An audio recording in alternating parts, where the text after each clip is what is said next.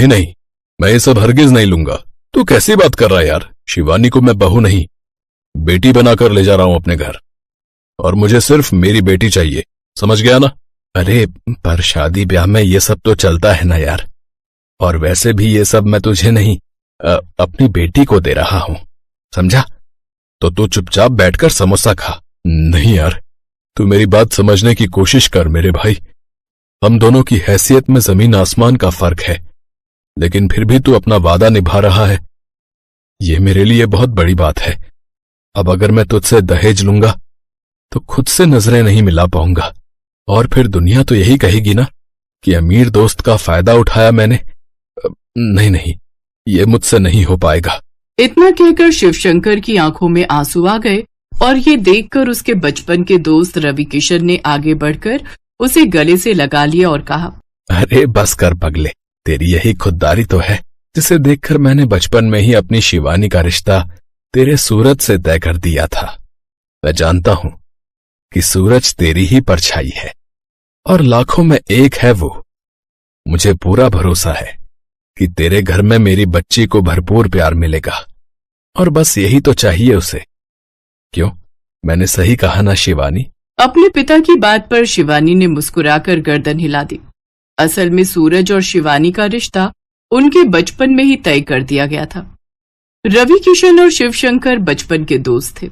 बीतते वक्त के साथ रवि किशन ने शहर आकर खूब तरक्की कर ली, लेकिन शिवशंकर खेतीबाड़ी संभालते हुए उसकी बराबरी न कर सका। लेकिन इस बात का उनकी दोस्ती पर कोई फर्क नहीं पड़ा, और न ही शिवानी और सूरज के रिश्ते पर, क्योंकि कहीं न कहीं उनके भी दिल बचपन से ही जुड़ चुके थे। Hello Shivani, I did it, मेरा वीजा अप्रूव हो गया। अरे वाह, कॉन्ग्रेचुलेशंस। मानते हो ना मैं लकी हूँ आपके लिए। अरे ये तो मैंने बचपन में ही मान लिया था। बट एक प्रॉब्लम है यार। क्या? मुझे शुरुआत में अकेले ही दुबई जाना होगा। बस 2-3 सालों की बात है। अच्छा, वैसे कब जाना है आपको? बस हमारी शादी के 2 हफ्तों के बाद। तुम मैनेज कर लोगी ना? मुश्किल तो होगा, पर आई विल मैनेज। आप बस जल्दी से अपना सपना पूरा करके आ जाना मेरे पास। अरे मैं आऊंगा, और फिर तुम्हें भी ले जाऊंगा अपने साथ, हमेशा हमेशा के लिए। अच्छा जी, सिर्फ मुझे? नहीं नहीं, हम पूरी फैमिली के साथ दुबई शिफ्ट हो जाएंगे, सब एक साथ रहेंगे वहाँ। ओ मैडम, इतना आसान नहीं है। आसान नहीं है तो हम आसान बना लेंगे, आप अभी ज्यादा मत सोचो। सूरज शिवानी को वो हर खुशी देना चाहता था जो उसे उसके मायके में मिलती आई थी, और इसके लिए उसे कम वक्त में ज्यादा पैसा कमाना था। इसीलिए शादी के बस 2 हफ्तों के बाद अपनी नई नवेली दुल्हन को छोड़कर वो दुबई जा रहा था। इधर शिवानी उदास तो थी, लेकिन उसे लगता था कि दुबई जाकर अच्छी जॉब करना सूरज का सपना है। इसीलिए उसने हंसते चेहरे के साथ सूरज को विदा किया, और फिर, माँ जी मुझे कपड़े धोने थे, वॉशिंग मशीन कहाँ है? वहीं जहाँ से तुम्हारे पापा ने नहीं खरीदी तुम्हारे लिए। जी मैं कुछ समझी नहीं। हाँ हाँ, तुम कहाँ कुछ समझोगी, समझदारी का पूरा ठेका तो मेरे परिवार ने ही ले रखा है ना। यहाँ कोई मशीन वशीन नहीं है, हम सब हाथों से ही धोते हैं कपड़े। जी ठीक है। सूरज के पिता ने शिवानी के परिवार से किसी भी तरह का दहेज लेने से साफ इनकार कर दिया था, और इसी शर्त के साथ शिवानी और सूरज की शादी हुई थी। लेकिन इस बात से सूरज की माँ पार्वती बहुत नाराज थी।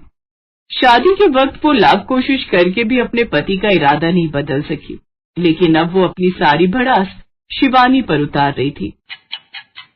बहू, एक बात सुनो, ये इतने महंगे कपड़े पहनकर घूमने की जरूरत नहीं है यहाँ। अब तुम अपने बाप की हवेली में नहीं हो, ससुराल में हो, तो यहीं के रंग ढंग में रहो। तुम्हारे ये महंगे कपड़े देख देख कर मेरी बेटी का जी ललचाता है। अरे माँ जी, अगर ऐसी बात है तो मैं पापा से बोलकर सीमा के लिए भी ऐसे कपड़े मंगवा देती हूँ, अब कोई दिक्कत नहीं है। अगर दिक्कत नहीं थी तो पहले ही लेकर आने चाहिए थे ना। रहने तो अब कोई जरूरत नहीं है। माँ जी, पापा ने तो सब कुछ सोच कर रखा था, पर यहीं से मना किया गया था, इसीलिए। हाँ, और इसीलिए तुम्हारे अमीर खानदान को मौका मिल गया अपना असली रंग दिखाने का।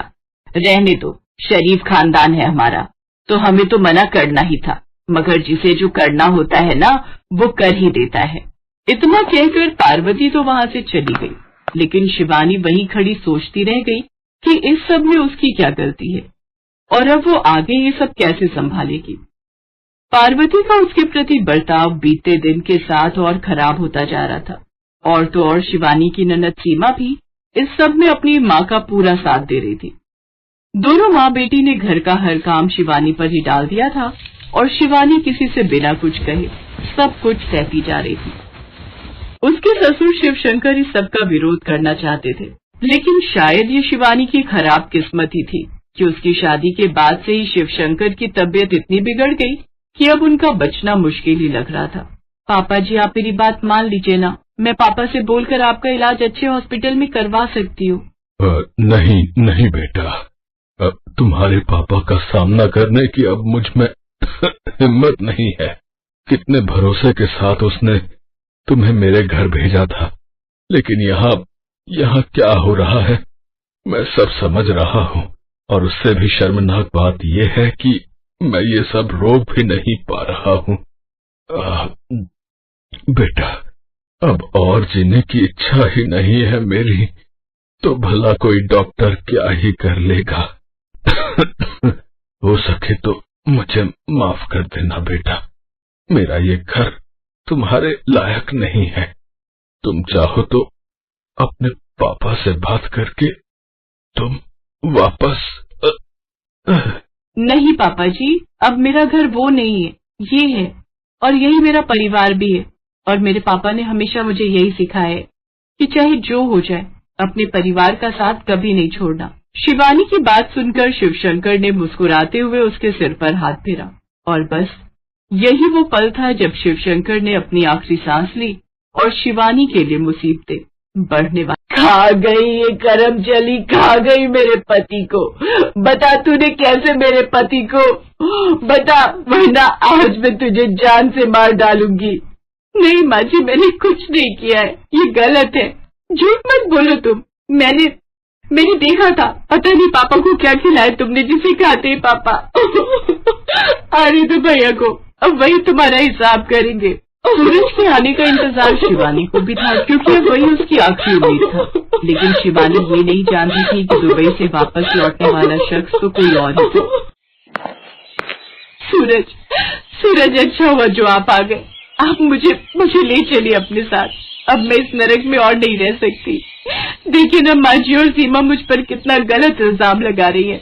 आज तक मैं चुप रही, लेकिन अब नहीं रहूंगी। शादी के बाद से इन दोनों ने कभी मुझसे सीधे मुंह बात नहीं की, और तो और मुझ पर घर का सारा काम ऐसे लाद दिया जैसे मैं इस घर की बहू नहीं बल्कि नौकरानी हूँ। बस करो तुम, और कितना झूठ बोलोगी। माँ और सीमा ने मुझे पहले ही सब कुछ बता दिया था कि कैसे तुम यहाँ अपने अमीर बाप की धौंस दिखाकर सारा दिन बस बिस्तर तोड़ती रही। मेरी गलती थी, तुम्हें नादान समझकर कभी कुछ नहीं कहा। लेकिन अब जो तुमने किया है ना, उसके बाद न तो इस घर में तुम्हारे लिए कोई जगह है और न ही मेरी जिंदगी में।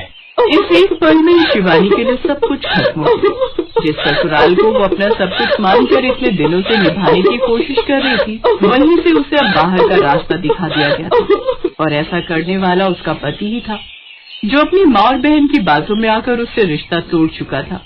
यहाँ मेरा कोई नहीं है, ये मुझे बहुत पहले ही समझ जाना चाहिए था, लेकिन कोई बात नहीं। आज ये बात समझाने के लिए आपका बहुत बहुत शुक्रिया। इतना कहकर शिवानी अपना सामान लेकर निकल पड़ी और हमेशा के लिए अपने मायके वापस आ गई। सूरज और उसके परिवार से अब उसका कोई रिश्ता नहीं था, लेकिन कुछ था जो अभी होना बाकी था। 5 साल बाद। आप अब किससे मिलना है आपको? शिवानी, मुझे माफ कर दो। मैं जानता हूँ मैंने बहुत देर कर दी, लेकिन मैं अब लौट आया हूँ। अब जाकर मुझे समझ में आया कि असल में गलत तुम नहीं, बल्कि मेरी माँ और मेरी बहन थी, जिन्होंने हमारे घर को बर्बाद कर दिया। वो मुझे तुम्हारे खिलाफ भड़काती रही, लेकिन तुमने भी तो कभी कुछ नहीं कहा। वो तो अच्छा हुआ कि पापा की लिखी एक पुरानी चिट्ठी मुझे घर में पड़ी मिल गई, जिसमें उन्होंने माँ और सीमा की सारी सच्चाई लिख दी थी। पर पता नहीं वो चिट्ठी उन्होंने मुझे भेजी क्यों नहीं। खैर, वो सब छोड़ो, मैं तुम्हें लेने आया हूँ शिवानी, चलो मेरे साथ। कहाँ? उस घर में जो कभी मेरा हो ही नहीं सका। माफ कीजिए मिस्टर सूरज, अब पराए घर में पराए लोगों के साथ रहने का ना तो मुझे कोई शौक है और ना ही जरूरत। अब मैं खुद के लिए काफी हूँ। और हाँ, आपकी जानकारी के लिए बता दूं कि आपके पापा की लिखी वो चिट्ठी मैंने ही आप तक नहीं पहुंचने दी थी, पर शायद वो मेरी सबसे बड़ी गलती थी, जिसे अब मैं कभी नहीं दोहराऊंगी। इतना कहकर शिवानी ने दरवाजा बंद कर दिया और सूरज बाहर खड़ा अपनी उन गलतियों पर पछताता रहा जिनकी अब कोई माफी नहीं थी।